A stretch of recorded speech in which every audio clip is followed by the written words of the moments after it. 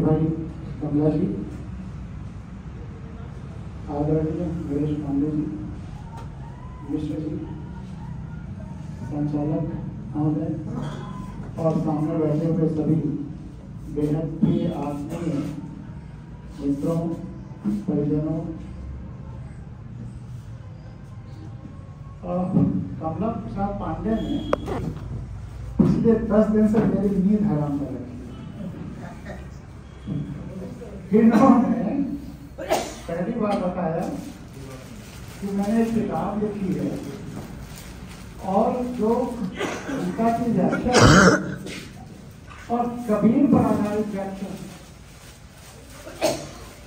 और मेरे लिए, क्योंकि कबीर और बुद्ध से बड़ा मैं किसी को मानता नहीं, क्योंकि जिनकी आंखें खुली हुई हैं, कभी भी किसी भी स्थिति में जिनकी आंखें बंद नहीं है, वो दो ही महापुरुष दिखते हैं।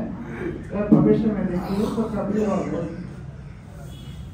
तो इसका मतलब खुली आंखों की बात हो रही है। और गीता मेरा प्रिय ग्रंथ रहा है और दुनिया का प्रिय ग्रंथ है। बचपन में दर्जा 4, 5, 6 में जब अम्मा पापा गीता और रामचरितमानस पढ़ा करते थे, तो हम भी संस्कृत समझे या न समझे, गीता प्रेस के उसी भावार्थ के साथ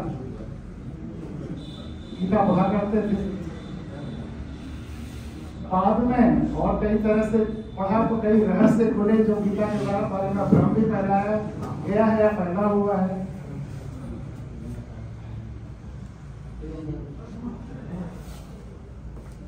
तो ऐसी श्रद्धा की पुस्तक गीता, जिसपे अपनी राय है, गीता के बारे में यह है कि ये हर परिस्थिति के लिए नहीं है। ये उन परिस्थितियों के लिए है जब युद्ध हो रहा, युद्ध के मैदान के लिए, प्रेम के लिए और राधा के साथ में कृष्ण के लिए सूरदास है। तो गीता नहीं है, अन्य तमाम सारी स्थितियां हैं। तो ये स्थिति जन्य गीता है, लेकिन जीवन के लिए बहुत महत्वपूर्ण है। गीता के एक श्लोक के बारे में आपसे चर्चा करें जिसका अर्थ का अनर्थ हर जगह हुआ है। और इसलिए जब कमला जी की किताब मेरे पास आई अभी 4-5 दिन पहले इन्होंने बता दिया कि मैंने ऐसी किताब लिखी और आपको आपके बस्ती में इस पर बोलना भी है और इसका लोकार्पण करना है। तो बोलने के लिए आज तक मैंने किसी किताब का लोकार्पण न किया है, न कराया है अपनी किसी किताब का, ये भी रिकॉर्ड है। और न किसी किताब पर समीक्षा लिखी है किसी की, लेकिन कबीर, गीता और पांडे जी की वजह से मैं लोकार्पण में भी आ गया और आपके सामने बोल भी रहा हूँ। मैं मानता हूँ कि किताबों का अपने रफ्तार से चलना चाहिए। समीक्षा भी लिखी है, समीक्षा वही कबीर एक्सेप्शन हो जाते हैं और वहां पे गया भी सहारनपुर उस पर बोलने के लिए। तो गीता का एक श्लोक जो बहुत ज्यादा मिसकोट किया जाता है, कर्मण्येवाधिकारस्ते मां फलेषु कदाचन। आप ज्यादातर कमेंट्रीज में लाइट नंबर क्या रहेगा पीछे वाला रिफ्लेक्ट करता है, तो ज्यादातर कमेंट्रीज में इसका अर्थ गलत दिया गया है।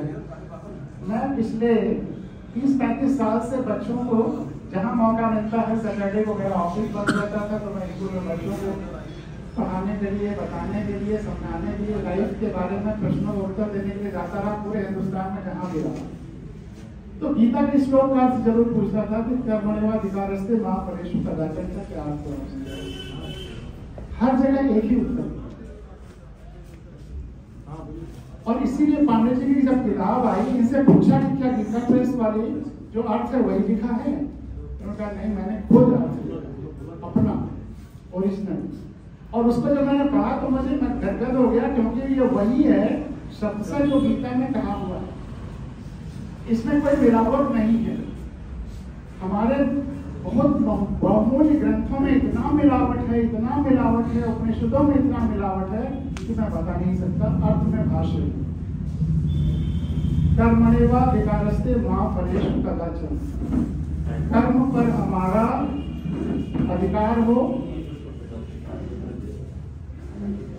लेकिन इसका ज्यादातर होता है हमें फल की केवल कर्म की चिंता करनी है, या कर्म करना है, फल की चिंता नहीं करनी है।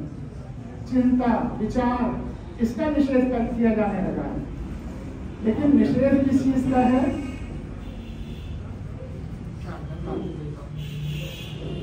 यहाँ एक ही क्रिया इस्तेमाल हुई है, अधिकार। कर्मणेवा अधिकारस्ते, कर्म पर हमारा अधिकार होवे, वहां फलेषु कदाचन, फल पर कभी नहीं। क्या नहीं?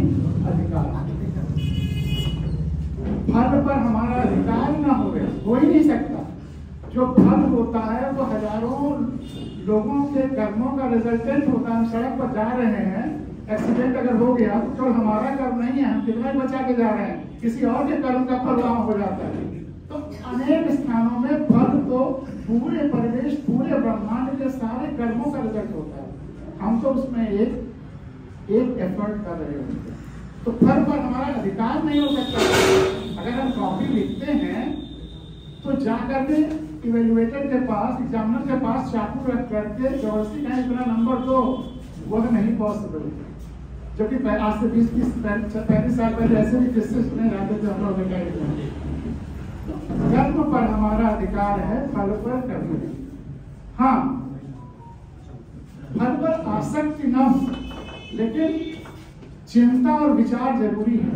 हमें यह सोचना है कि इस फल का क्या परिणाम होगा, और अगर हमारे लिए सुखद है तो हम उसके लिए ज्यादा मेहनत करेंगे, एग्जामिनेशन के लिए ज्यादा तैयारी करेंगे, मोटिवेशन होगा। तो उन मोटिवेशन को अवॉइड नहीं किया गया है गीता में, लेकिन उसी वजह से फिर गीता के 18वें अध्याय में जो सुख और कर्मों का वर्गीकरण किया गया है वो बड़े मजे की बात है। 37, 38, 39 श्लोक, जिसका अर्थ मैं पांडे जी से लूंगा। पांडे जी के वहां कौन सा सुख या कौन सा कर्म अच्छा है, जिसको करने में सुख है लेकिन जिसका फल दुखदायी है, वह तामस कर्म, तामस सुख है। यानी कि फल के आधार पर वर्गीकरण किया गया है। तो फल के चिंतन या विचार का निषेध कैसे हो सकता है गीता? इसके बारे में बहुत भ्रांतियां हैं। इस भ्रांति को अगर कोई गहराई से सोचे तभी वो निवारण होगा। इसी तरह से सत्कर्म करते समय या सत सुख, सात्विक सुख करते समय सुखदायी भी हो सकता है, सुखद भी हो सकता है, लेकिन फल हमेशा दीर्घकालीन सुखदायी होता है। वो सात्विक सुख है या सात्विक कर्म। इसी तरह से राजस तो मध्यम मार्गी दोनों तरह से होता है। तो बहुत सारी चीजें हैं गीता के बारे में भी जो लोगों की गलतफहमियां हैं। पांडे जी उन गलतफहमियों से बचे हैं और हमें बचाने की कोशिश कर रहे हैं। ये बहुत खुशी की बात है। एक और चीज है, और जिसको कि बहुत सारे लोग गलत समझ सकते हैं, कि तुम सबको छोड़ करके मेरे पास आ जाओ, मेरे शरण में आ जाओ। इससे गलतफहमी हो सकती है कि कोई ऐसा क्यों कह रहा है कि सबको छोड़कर मेरे शरण में आ जाओ।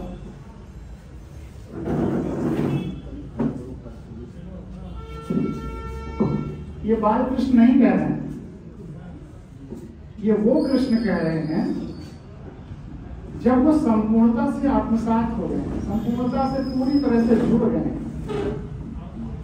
और वहीं जब वो ये कह रहे हैं तो गीता के मैदान में ही अपना विराट स्वरूप दिखा रहे हैं कि अब मैं केवल ये शरीर नहीं हूं, यह शरीर तो उस विराट का एक अंग है, इसलिए मैं वो हूं। आपका यह हाथ आप ही है, इस हाथ का नाम कुछ और नहीं होगा, जो आपका नाम है वही आपके हाथ का नाम होगा। तो वह कृष्ण जो संपूर्ण ब्रह्मांड से, संपूर्णत्व से जुड़े हुए हैं, वो कह रहे हैं कि तुम सबको छोड़ के मुझसे मेरे पास आ जाओ, क्योंकि फिर तुम जब मेरे पास आ जाओगे तो तुम नहीं रहोगे, और हम तो अब हैं ही नहीं, हम तो संपूर्णता में खो ही गए हैं, कृष्ण नहीं है, अब हम संपूर्णता में हैं। और उसके लिए भी अगर कोई सबसे उपयुक्त सिचुएशन को बताने के लिए है तो कबीर है। कबीर का वो दोहा याद करिए, लाली मेरे लाल की जिद देखूं जिद लाल, और लाली देखन मैं चली मैं भी होगी लाल।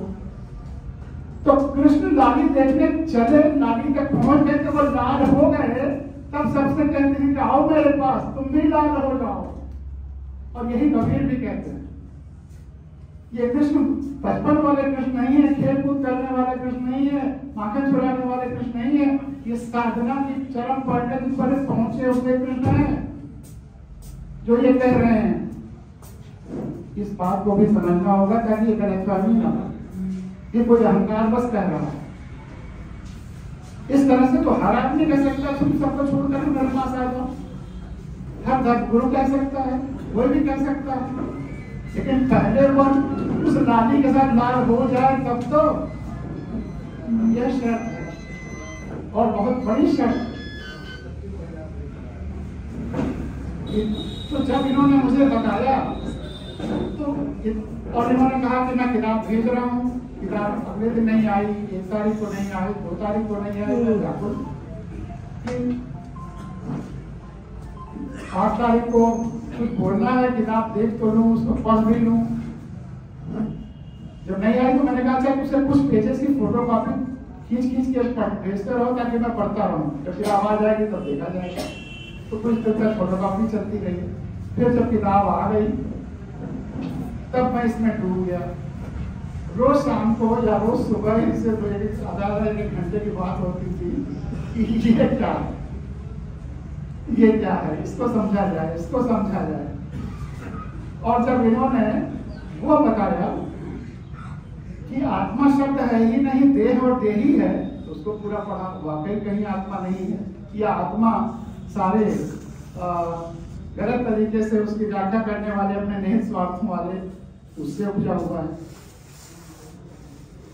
उस पर मुझे एक और ईशावास्योपनिषद का एक श्लोक है, और जो सारे उपनिषदों में है, मुझे ईशावास्योपनिषद लगेगा, जो सारे उपनिषदों में है, एक तरह से प्रस्थान में जो सारे उपनिषदों का है। पूर्णमद पूर्णमिदं पूर्णात् पूर्णमुदच्यते पूर्णस्य पूर्णमादाय पूर्णमेवावशिष्यते। इसका जो अर्थ उसके नीचे दिया हुआ था वह देख करके मैं चौंक गया। अर्थ क्या है? ब्रह्म वह है जो अदृश्य है, ब्रह्म वह है जो सब कुछ जो दिखाई देता है। पूर्ण को ब्रह्म के अर्थ में ले लिया गया। ब्रह्म वह सब है जो अदृश्य है, ब्रह्म वह सब है जो दिखाई देता है। हिरण्यगर्भ ब्रह्मांड का जन्म ब्रह्म से हुआ था। जब ब्रह्मांड ब्रह्म में समाहित हो जाता तो पूरा ब्रह्म रह जाता। आप पूर्ण ब्रह्म कहिए तो वो सीमित हो जाता है, किसी एक वर्ग, किसी एक खास संस्कृति के साथ चला जाता है। लेकिन अब जब संपूर्णता कहिए, टोटलिटी कहिए, एग्जिस्टेंस कहिए, तब वो कोई सीमा में नहीं पा सकते। वो पूरी धरती और पूरे ब्रह्मांड का या पूरे एग्जिस्टेंस का फिर वो मंत्र बनता है। तो मंत्रों को भी हमने गलत या सीमित अर्थ दे देकर के अपनी सुविधा अनुसार बना दिया है। अगर ब्रह्म का पूर्णता का अर्थ, ब्रह्म का अर्थ उसमें न लिया जाए, केवल उस मंत्र में पूर्णता को ही रहने दिया जाए, तो शुद्ध साइंस की तरह, फिजिक्स की तरह से, केमिस्ट्री की तरह से वो मंत्र हो जाता है, जो पूरी धरती के लिए, जैसे साइंस के सारे श्लोक सारे जातियों, सारे धर्मों, सबके लिए एक है, उसमें कहीं कोई जुड़ाव नहीं हो सकता। वैसे ही अगर हम शब्दों का प्रयोग भी वही करें जिस अर्थ में वो रखे गए हैं, तो कहीं कोई भेदभाव होगा ही नहीं। इसी तरह से गीता का जो भाष्य कमला जी ने लिखा है, अगर उनके शब्दों, उनके अर्थों जो कबीर पर आधारित है, उस पर कहा जाए तो कहीं कोई भेदभाव नहीं होगा। वो दुनिया का सबसे सर्व स्वीकार्य ग्रंथ हो जाएगा। और अभी भी है, विदेशों में भी जो लोग इसको सही अर्थों में गहराई में जाते हैं, डूब जाते हैं, वो वहीं पहुंचते हैं। तो इसलिए मेरा आप सबसे ये जरूर आग्रह है कि इस किताब को पूरा सही तरीके से पढ़िए और समझिए। एक और शब्द है जो बहुत ज्यादा जिसका मिस यूज या मिस इंटरप्रिटेशन हो रहा है, और वह है योग। गीता में भी तीनों योग बताए गए हैं, कर्म योग, ज्ञान योग, भक्ति योग। योग क्या है?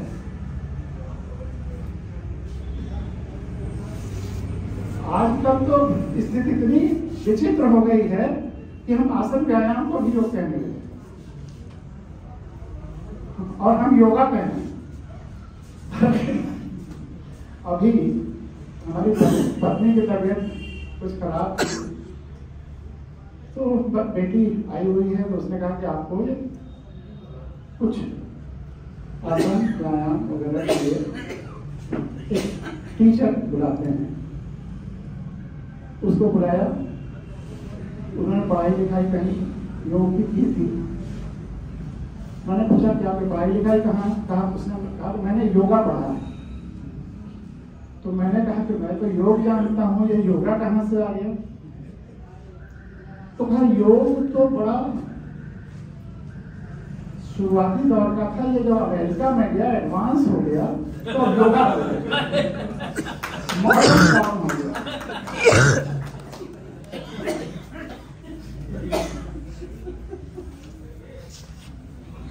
हम योगासन कहते हैं।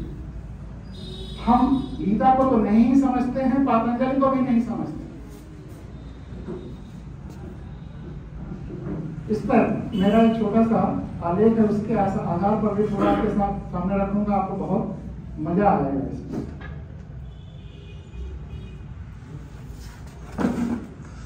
योग का एक, आप सबने बचपन में गणित पढ़ी होगी, 2 3 4 5 6 7 8। योग का क्या अर्थ था? जोड़ना। तो जोड़ना और जुड़ते चले जाना, यही योग है और कुछ नहीं है।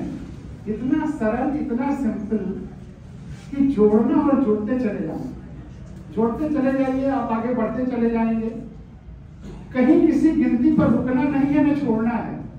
अगर हम बहुत आगे गिनती में जाना चाहें, अनंत तक पहुंचना चाहें और किसी एक गिनती कहें इसको